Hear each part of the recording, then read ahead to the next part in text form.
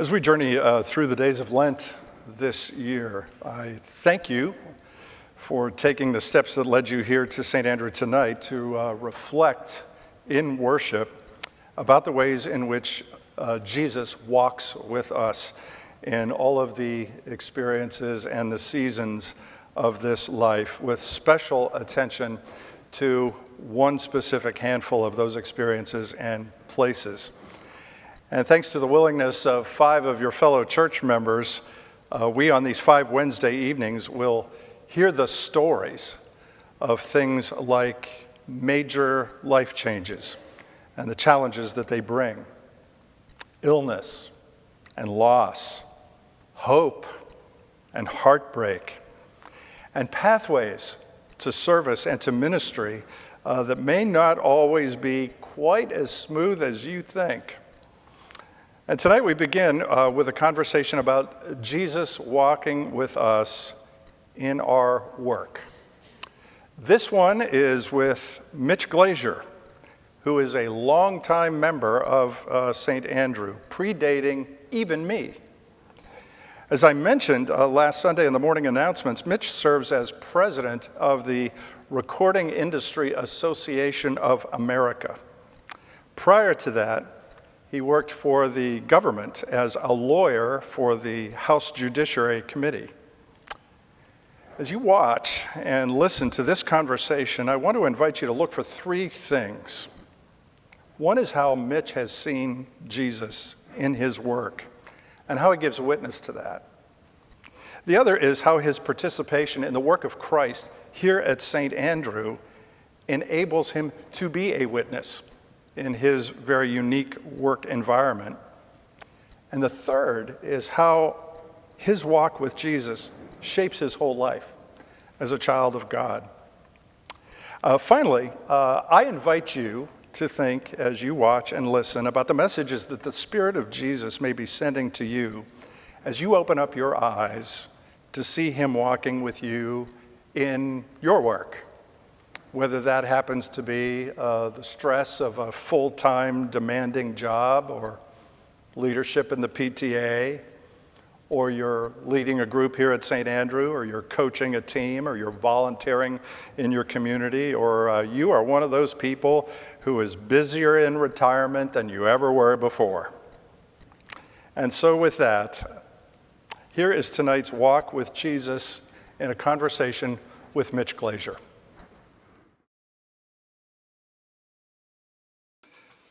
Okay, so you are one of the first people that I ever met when I came to St. Andrew, along with Carly, because when we arrived at St. Andrew, before I was even installed, Patty was pregnant with David, and she was on bed rest, and this good congregation of folks that we didn't even know yet marshaled some forces to come to our house and take care of us. And you and Carly showed up at our old house to take care of our girls so Patty and I could do her thing. And I remember thinking, what a cool young couple to be part of our new church. And now you're a cool, not quite as young couple. And so we've traveled some miles together. You baptized your sons, communed them, confirmed them, and other good things have happened in terms of your leadership and your worship and life here at St. Andrew. But tell me, what exactly were you doing back then? Because that's the part I can't remember. So I had just left working for the government, and I was starting to work for the music industry, because when I had been working for the government, I worked on a lot of very sort of hot button issues, and I thought, won't it be so much easier to go to the music industry? I won't have to work on all of these things anymore. And then Napster hit every college campus. And so I realized it really doesn't matter where you are. The crises either they just follow me or they follow everybody. I was working for the House Judiciary Committee under Chairman Henry Hyde. He was there from 95 to 2000. So I grew up in Chicago. I met Carly in Chicago. I was at a law firm there for Henry Hyde for a long time, and when he became chairman, he said, "How would you like to come to Washington and work on the House Judiciary Committee?" So I proposed to my girlfriend, broke my lease, moved to Washington, and when we got here, shortly after we were married, we were looking for a church, and I had grown up in the Missouri Synod Church, and went to Missouri Synod Lutheran School when I was in fourth and fifth grade. So we did sort of a tour of the churches in the 30-mile area, and when we got to St. Andrew, there was a choir, and people said, "Hi, what's your name? Who are you?" And come on in, and sit with us. And Carly, who had recently belonged to an evangelical church, Missouri Synod was not exactly her style. Yeah. So St. Andrew was that welcoming place that said, "I don't care where you've been." And so it was Carly who said, "This is..."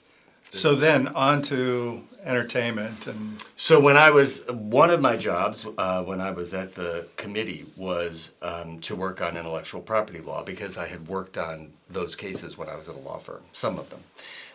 And so I happened to be the young lawyer sitting in the chair when the World Wide Web was invented in 1995. We had the internet and we had email and FTP sites, but we didn't have the World Wide Web for all of you young people out there. And so all of the copyright laws had to be rewritten. All the patent laws had to be rewritten. And so Henry said to me, "Well, you're the youngest lawyer on the team. You must know all that computer stuff. You do it." It was sort of the only thing in the entire Judiciary Committee that made anybody smile on both sides of the aisle. And I thought, this would be pretty cool. So when I was done with my tenure there, I had an opportunity to go work for the music industry, and I grew up loving music. And I thought, this will be great. And then I did, and a crisis happened, and it's been emergency room medicine ever since. So you are now president of... The Recording Industry Association of America. Right. Yeah, that sounds, like big stuff. And I think it is big stuff.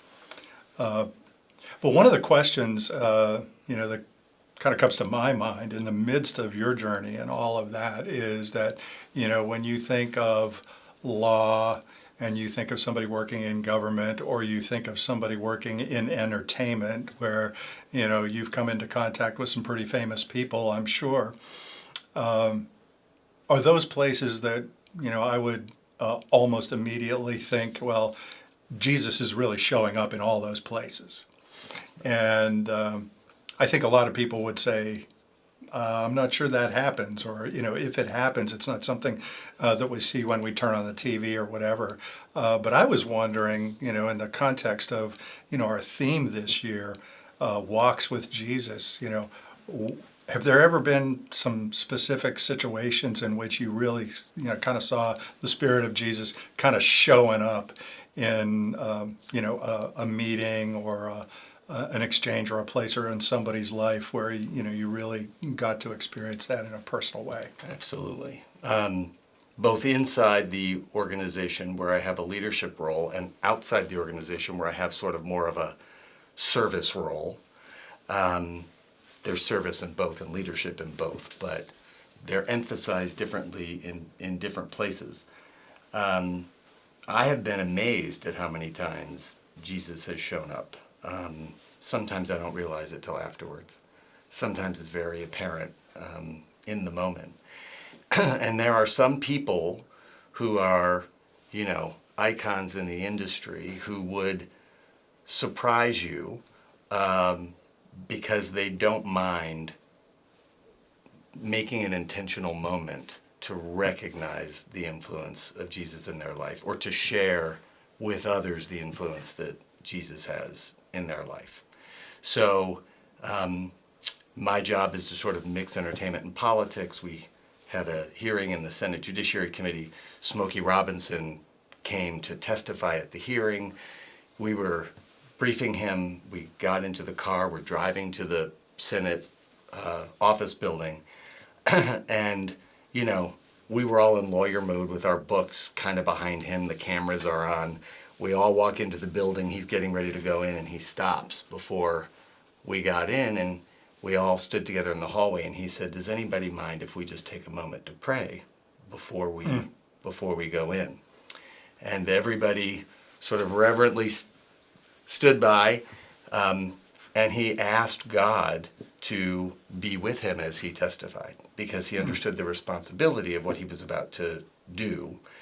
He was trying to get a certain outcome. It was a bill to help people who make music and make a living, and really wasn't for him. It was really for everybody following him.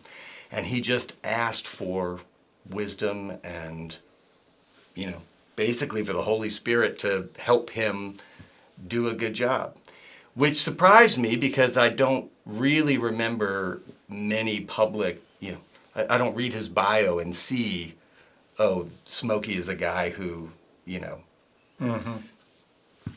preaches all the time. But in that moment, you couldn't not be affected by that break that he took. And especially, a guy who grows up Lutheran school and the whole smash, and you're maybe not expecting that, and, there it comes, so it really hits you. Totally. And then, as we all grow up at St. Andrew and the years go on, you graduated from being, part of this cool young couple to becoming one of the leaders of this whole congregation and its ministry. And you cut your teeth by hitting us up for money through the Above and Beyond campaign. And I remember what that was like for us to listen to you articulate why we should do what we do. And was that a surprise to you, or were you ready for that? Or I was not ready. And my reward for doing so was my pastor called me up and said, "How would you like to chair the campaign to do what you said you wanted to do?" And I thought, well, if I'm going to ask for it, I guess I should be part of the doing of it. And the blessings that came to me from that, where people started coming up to me and saying, "You know what I think is a great idea?" And I realized it was largely ceremonial because the staff does all the work and all the heavy lifting. I mean, it's an amazing staff. They do everything. But I became a name or a person where people who wanted to make a suggestion or wanted to get more involved felt, well, he's sitting in the pew next to me and I have an idea, so why don't I have somebody I can tell. And it brought me closer to so many people in the congregation. It also made me realize how many people in this congregation have these phenomenal ideas, and they are invested.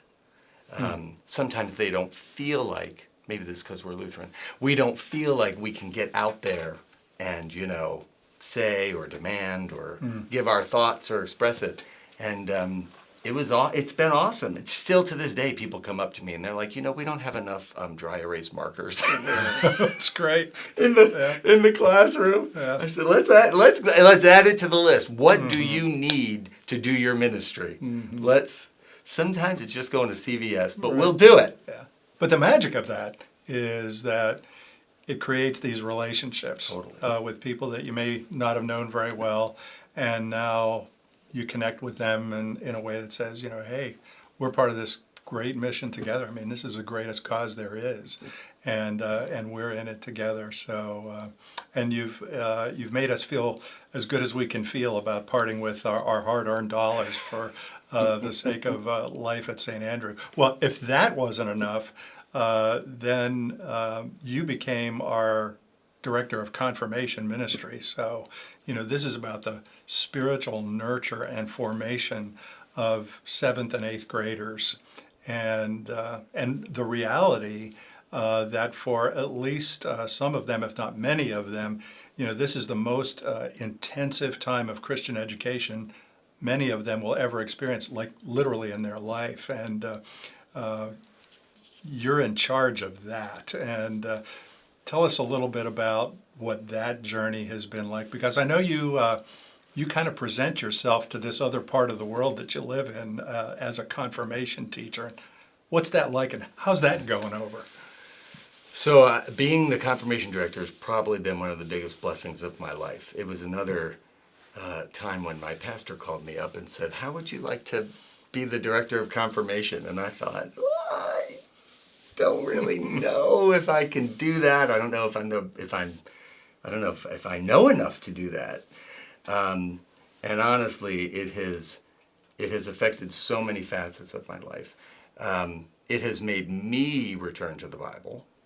You can't teach it if you don't read it and you don't analyze it, which has made a big difference in my accessing the means of grace, getting the food. You can't run if you don't eat, and so for me personally, it was that individual blessing, but in my greater life, both with my family and at work. I can't tell you how many times I talk about these kids. I don't use names, but the lessons that they teach you, and it also allows you. Getting involved in the church that way has allowed me to talk about my faith without talking about faith directly, right? So in an environment where it might not be very welcome, where I work, to sort of preach, so to speak. Confirmation's on my schedule. They know that I teach. They know that I leave sometimes early on Friday, and people say, "Why do you do that?" Do they say what's confirmation? Yeah, some do actually, and then I say, "Oh, it's a ministry where we teach middle schoolers," and they're like, "Middle schoolers."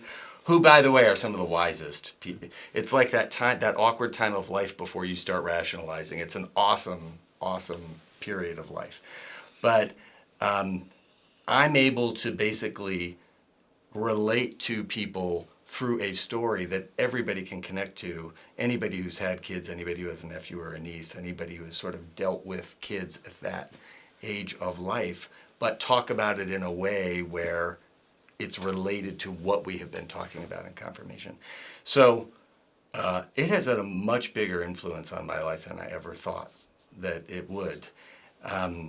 And even with my kids now, who are 23 and 20, I will say to them, we did in confirmation today? And they'll say, yeah, I remember when we did that.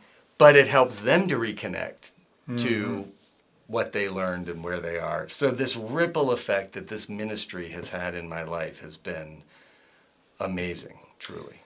Well, I've been known for some, hyperbole and mild exaggerations, but I know that when I hit you up for that one, I did say, and I do say sincerely, and I say it to a person who has done some pretty special things in his life, that directing this ministry at St. Andrew is probably one of the most important things you'll ever do in your whole life long. And I mean that sincerely. However, if that wasn't enough, as of January of this year, you have now become the chairman of our board of directors here at St. Andrew, and now you don't just have a little above and beyond piece or a confirmation piece. Now you got kind of the whole smash on your shoulders, and so we're very thankful for that. And I don't know if you can even say anything about what that's been like, other than I know the great people that you have to serve with on the board. Well, I just started, but I mean, it's so much fun. It's so much fun. Who would have thought? It sounds daunting, but the truth is, the people in this congregation, it's how do we keep coming through? And so the stewardship of the board is really just making sure that what they're doing is done in a way that honors the time they're giving, the treasures that they're giving, that it's just implemented in a very responsible way. No. But I grew, like Timothy, I'm a Muggle, right? My dad's Jewish, and my mom grew up Baptist in Eastern Kentucky. And my parents got divorced when I was 9 months old, so I saw my dad every week, but he didn't live in our house. And when we moved to the place where I ended up going to Lutheran school, the reason why I ended up going to school there was it was down the street. My mom worked, and the pastor there, when we went to church one Sunday, said, where are your kids in school? And she said, well, we moved here, I put them in the public school, but it's hard for me for this and that reason. He said, bring them here. And so when, I didn't get baptized till I was 10 years old. And then went to 5th and 6th grade there, and then went through confirmation there. And we had a vicar who, much like the vicar here, is an incredible influence. And he connected to kids my age. I remember, in confirmation, we had Mrs. Stevens who did what you're supposed to do, which is, hit you with a ruler and make you memorize things. But our vicar played like Jesus Christ Superstar and was like talking about how great Jesus is and how, you can feel good and love Jesus at the same time. And he had a big influence on my life and made me want to stay Lutheran, become a bigger part of the Lutheran Church.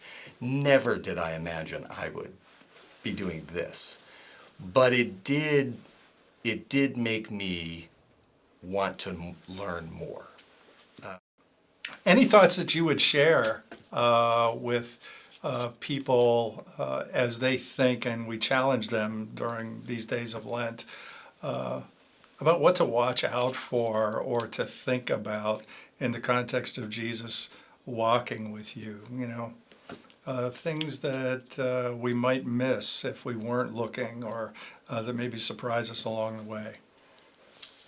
The only advice I could give from my experience is that we get so busy where we aren't able to sort of focus on Jesus, that finding that thing in the church where you can give of your time isn't just about, doing the right thing or, volunteering because you're supposed to.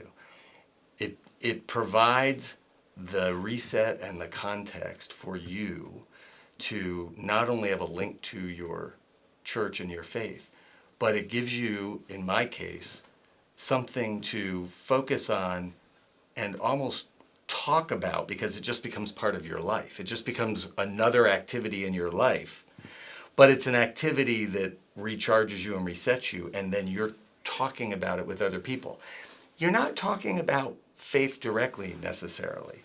Mm-hmm. You might even be complaining that, it's snowing and it's Friday and you have to drive to confirmation to teach these middle schoolers or whatever it is, but it opens up all of these opportunities. So it connects you, and it gives you a way to connect others in a way that I think has probably made one of the biggest differences in my ability to witness. Mm-hmm. So I'm in an industry where, walking around to politicians or to entertainers and saying, let's talk about Jesus is a difficult task. But being engaged in the church and talking about common experiences, whether you're in the church or not in the church, provides a focal point, and it leads to questions. And it's great. Well, the other thing I would want to say about that is that, what you do is a real encouragement to all of us here at St. Andrew, because, you are a guy who, in terms of church service, has every single excuse in the whole wide world to say, I can't be the confirmation director, I can't do, the Above and Beyond campaign, I cannot chair the board of directors, I got so much going on. And then there's something about you that says, no, this is the thing, and this is going to be, part of my life as a Christian. And how that translates where you go is one thing, but it's a big witness to us right here, even before you go out there and do it. And one of the things that made me smile some years ago, because of what you do, you go to the Grammys. I do. Do you go every year? Every year. Every year you go to the Grammys. So you are the only church member I've ever known who has made the excuse that I can't make the meeting because I'll be at the Grammys. Thanks for what you do and the way you take your faith into those opportunities, and then you witness back about people like Smokey Robinson. And thanks for showing up at our house that day, yeah. Over 26 years ago. And thanks for leading us, and thanks for serving us, and thanks for being a witness and talking a little bit about what it means for Jesus to walk with you. Yeah. Well, you have made an incredible difference in my life. I don't like telling him this very often, but you have. And so thank you for that. To the glory of God. Yeah. Thanks, Mitch. You got it.